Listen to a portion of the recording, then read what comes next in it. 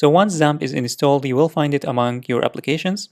So if I click on this manager, it will open it for me, and it might ask you for your PC or Mac password, and then go to manage servers, and first of all you need to run the Apache web server. Click on start and wait until here it says running. And once here it says running, you can start your MySQL database. Click on check it, or click on it and then click on start.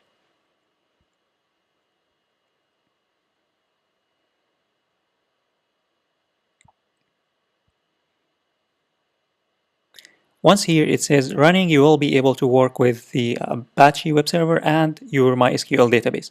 And by the way, if it forcefully goes back to stopped, either the Apache web server or the MySQL database, then you might need to restart your PC or your Mac.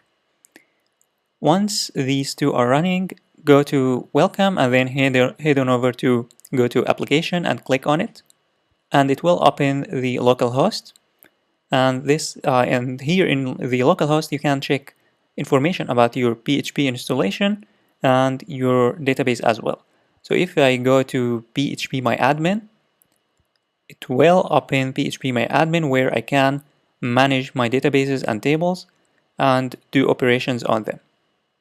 And by the way, whenever you are working, just keep the Apache web server open and running, and also the MySQL database running all the time, because otherwise you won't be able to work with the database and insert data and get data and all of that good stuff.